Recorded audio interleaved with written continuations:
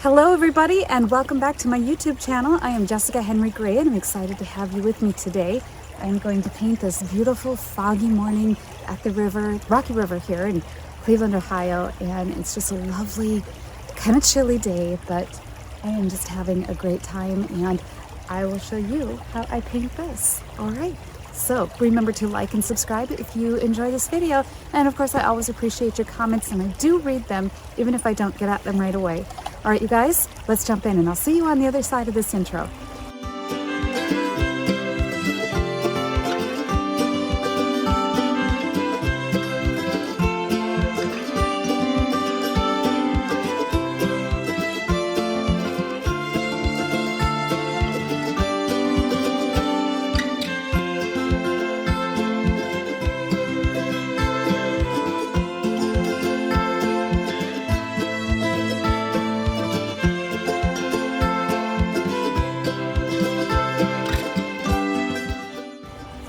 Okay, so I have my canvas set up in a vertical position because I really like the water and the rocks down below, and I like how the trees just sort of fade upwards.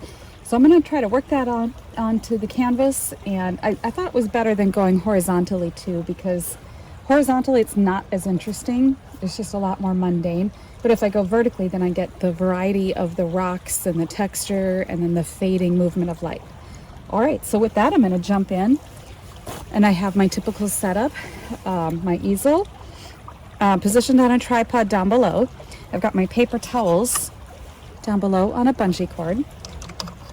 I have my odorless mineral spirits off to the side here. I have my brushes, just an assortment of sizes, flats, filberts, 2, 4, 6, 8, somewhere around there. I've got some small ones and a palette knife and my pencil in there. This is a linen 9x12 canvas. And then for paints today, I have titanium white, cad yellow medium, yellow ochre, burnt sienna, ultramarine blue, phthalo green, and alizarin permanent. Just my bare bones basics. And then I have a little pile of Galkid gel down in here.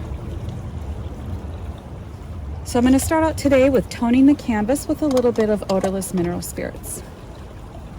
And maybe a little sienna and a small amount of ultramarine blue, keeping it on the warmer side because the day is so gray, and I think that as a base would make it interesting.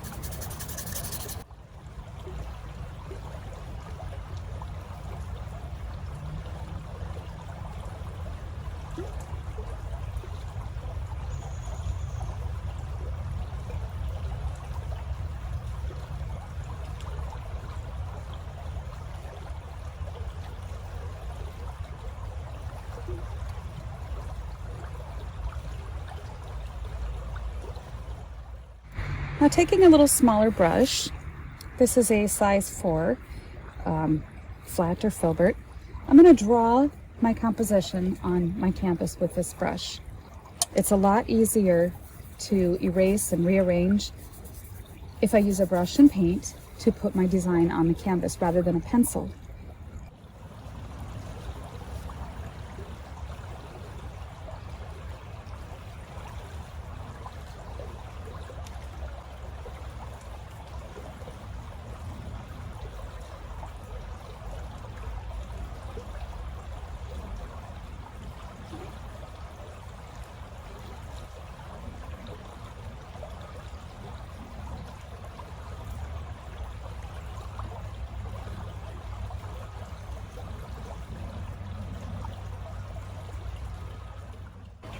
All right, so I think that that's decent for the initial sketch in.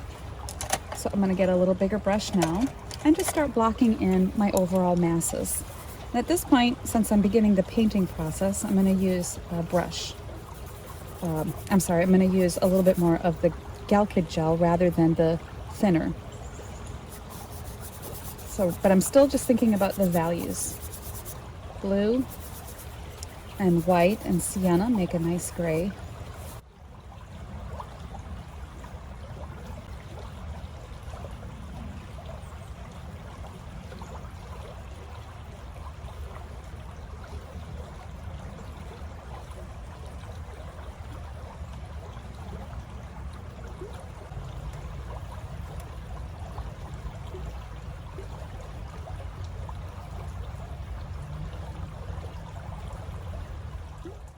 And very important to always be squinting on days, especially like today. You don't want to see the details, just the masses, especially in a complicated forest scene.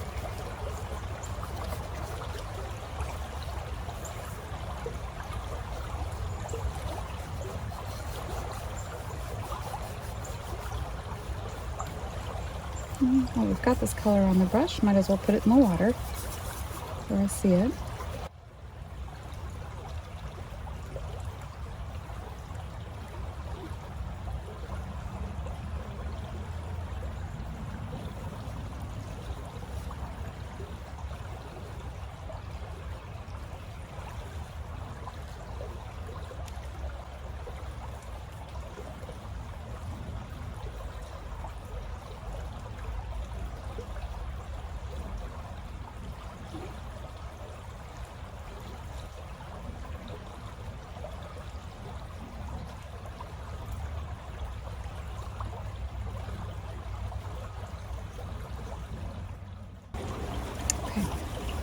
All right, so I think that's a good start for that.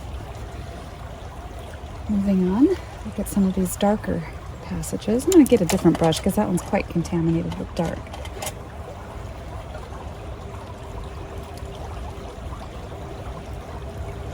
Ultramarine blue, sienna. And paint those together because I may not need all of what I grabbed.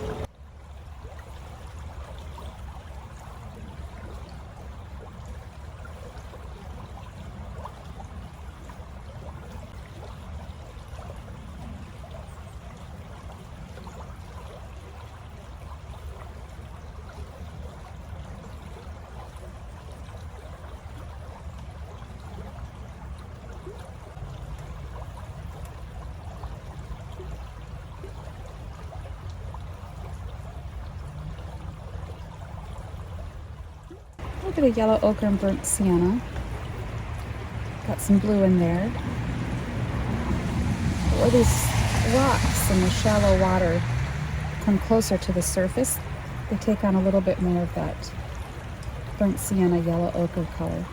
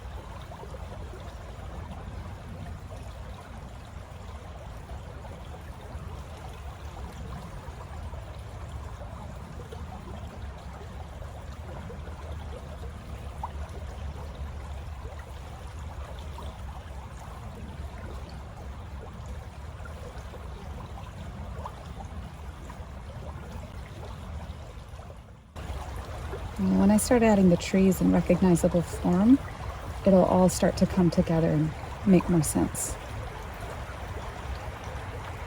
But I like this stage probably more than the finishing stage because it gives you a chance to see the abstract and really understand the composition without unnecessary details and information. It's all about the balance of the colors and the values and how they work together in the shapes and that compositional element that you really do need to have. And you can easily spot it in this beginning abstract stage. And if there's problems, they're a lot easier to fix at this stage too. So if your abstract situation doesn't look right at this stage, then you need to continue until you get it to a place where you're satisfied, and then move on to the details, such as blocking in trees and so forth. This is what I call the squinting stage.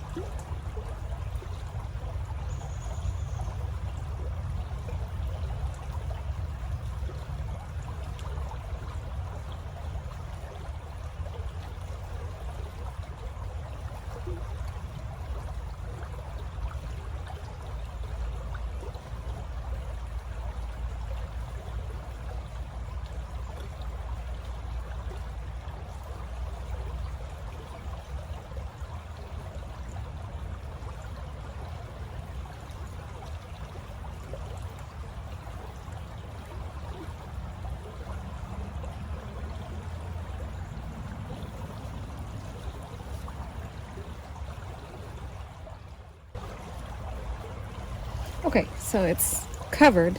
Now I'm going to come back through and just make sure that all my values are correct before I start putting in kind of the flesh on the bones, so to speak.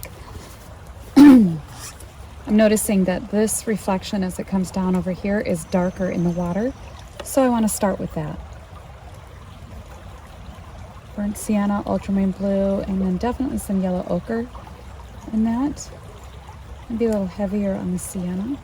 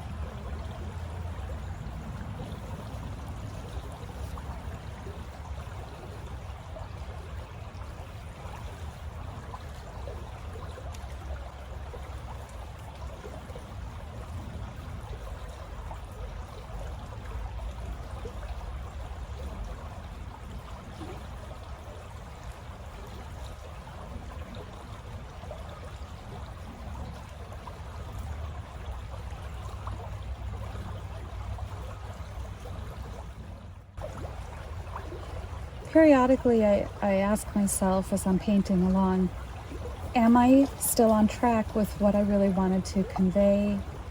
Am I in the right mind place? Am I getting out of my comfort zone with this isn't going right or whatever? So it's just sort of those reality checks every now and then. You gotta ask yourself. Life. How am I doing? Emotionally, mentally? Are we on track?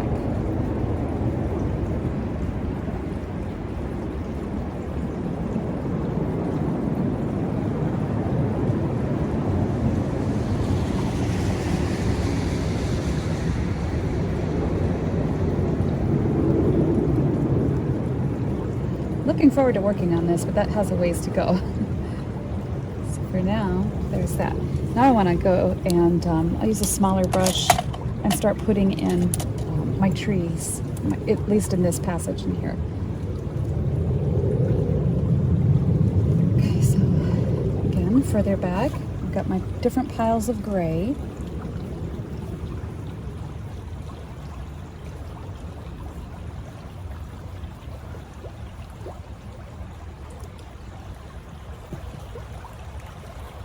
I want a nice chiseled edge on this. So we're just going to suggest some of these trees back in here.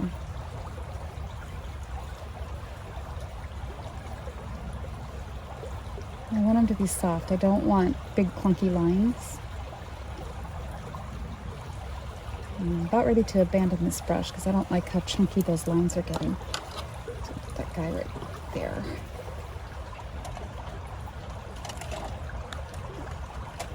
I think I can get sharper lines. This is a synthetic I got in France.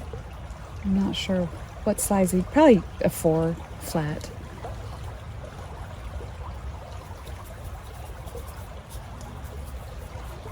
It says it's an 8, but that's European size.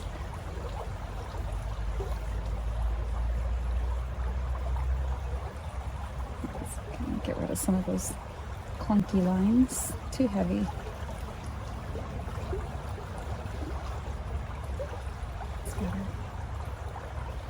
And instead of just drawing a line like this, sometimes just take your chiseled edge and make occasional dabs like that.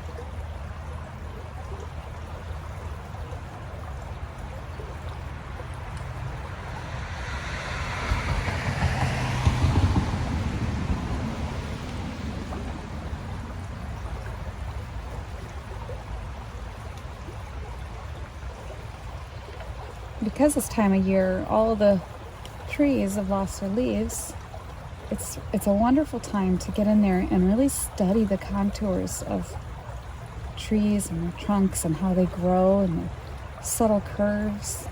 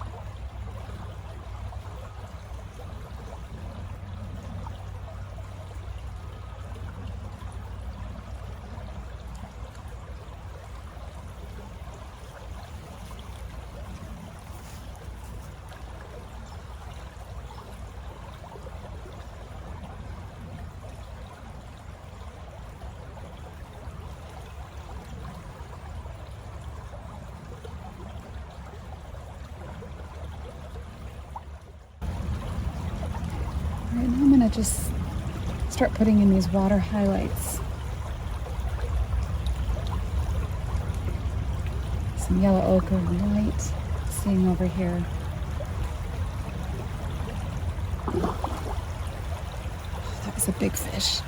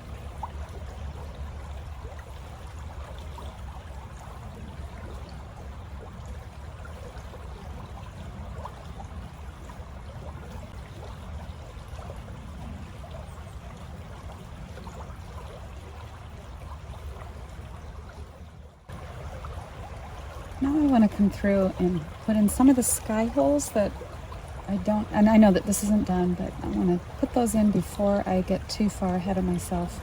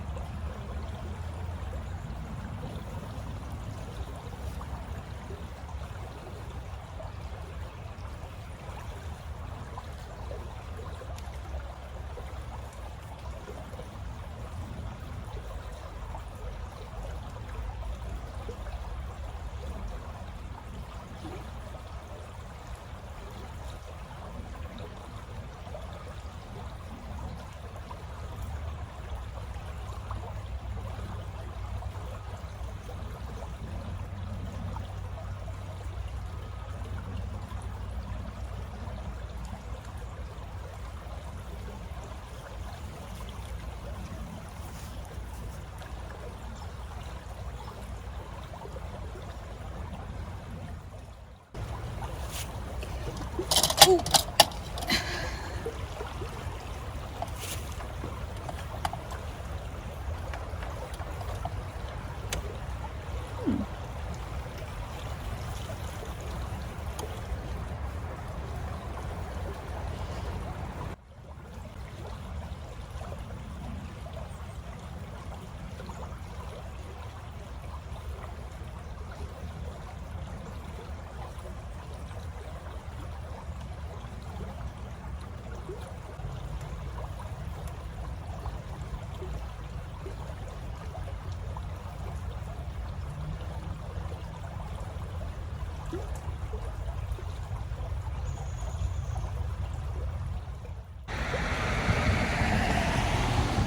A little more of that cad yellow into the blue will make it a richer dark green.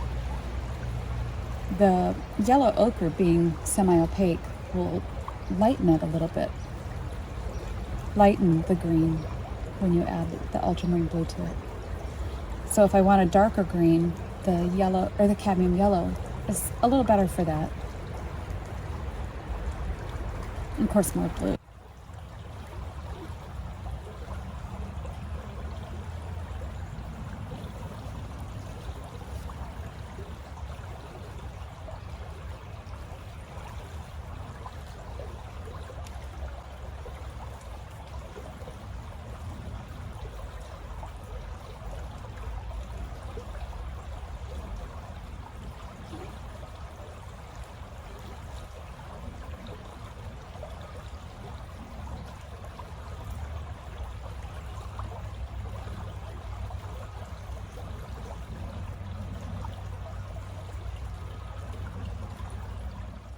Okay, coming together, getting closer.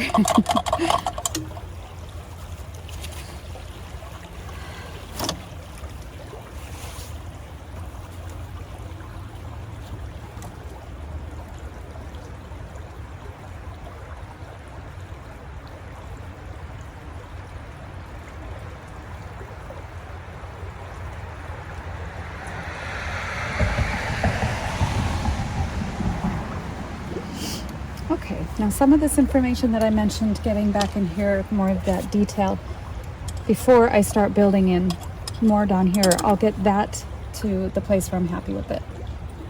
So I've got my really tiny kind of liner brush. I'm going to drag some of those branches into place. Woo! That was a big fish too.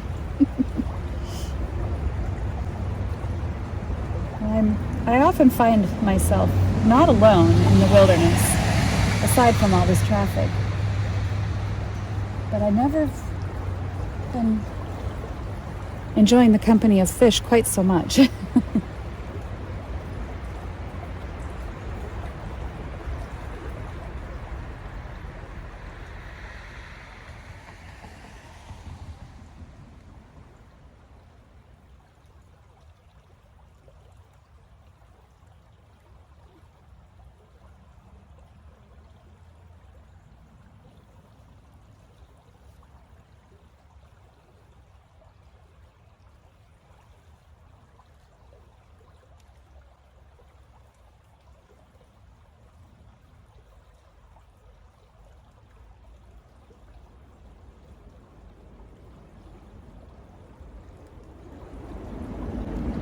I'm sure you can't see in the video how big this fish is, but if I had to guess, I mean, this thing he's a big one. Trout. Probably, whatever that is, 16 inches.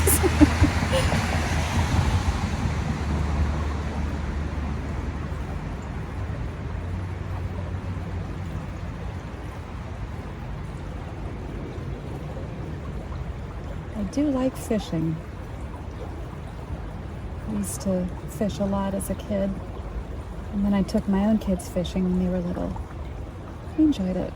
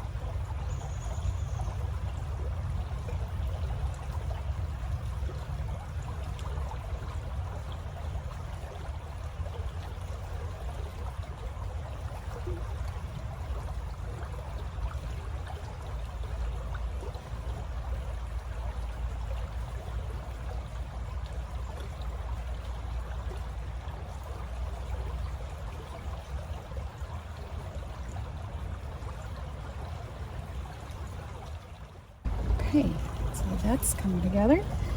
All right, now the final pass down here. Get in some of these rocks and things. I like to start rocks with sort of a middle tone gray, and then into that I'll add my shadow and then my highlight.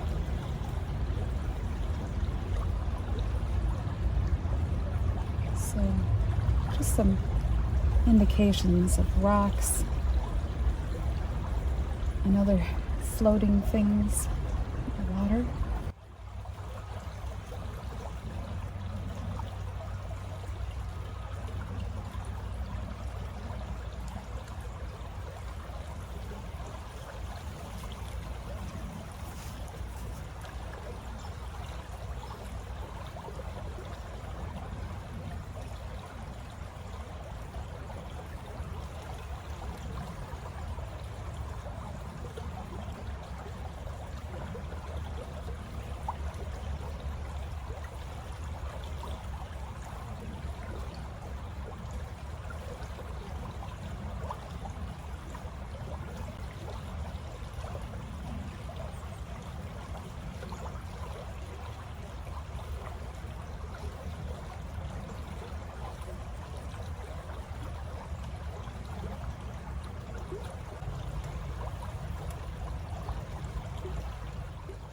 Alright, and I think I want to get some of that moss on these rocks, so I'll take some cad yellow, a little bit of phthalo green, and grab some of that yellow ochre that was on my palette. Just scoop some and lay it on. And it's sort of blotchy, so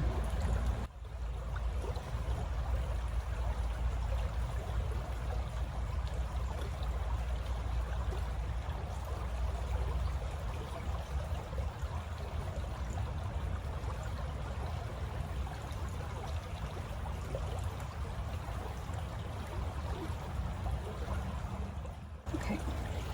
All right, now to just conclude with wrapping up whatever information and detail I feel is going to be essential in the water to tell the story of ripples and shine and so forth. So let's start with some of this gray.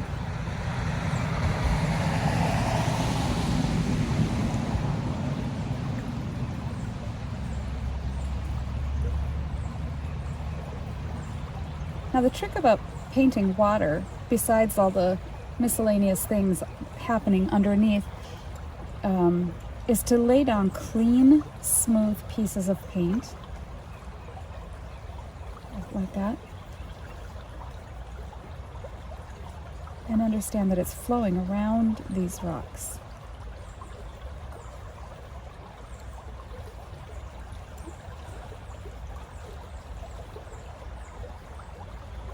And I think before I get too involved in these ripples, I want to come back through and just add a few of the rocks under the water. So let's grab some alizarin and yellow to make a nice orange. I'm seeing some orange and different shades of gold rocks and things.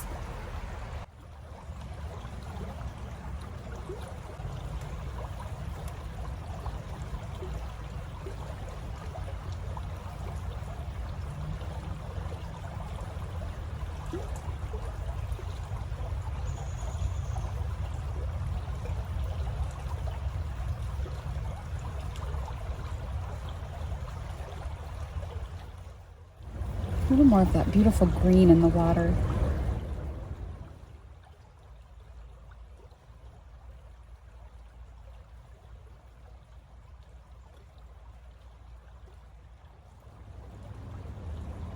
And that's what drew me to this spot in the first place. Besides the mist and the fog that attracted me to the day in general, this spot in particular had these lovely colors in the water that I want to get some of that green in here too.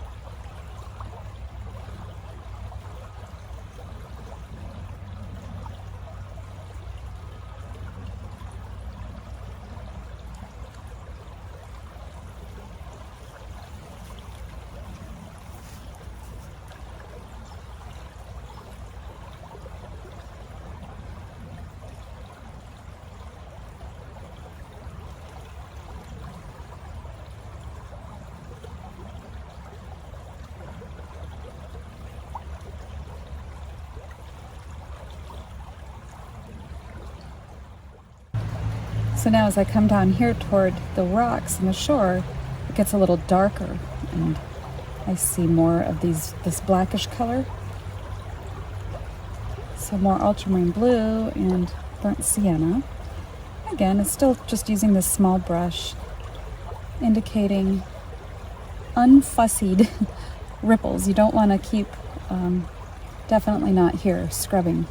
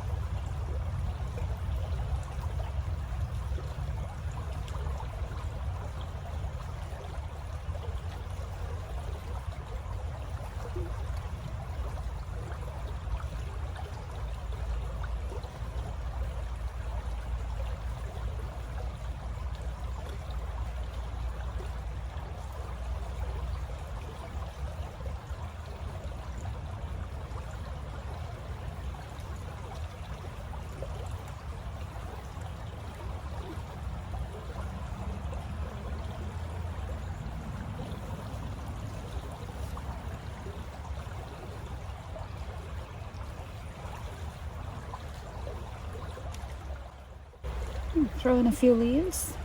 I'm about ready to call this one done.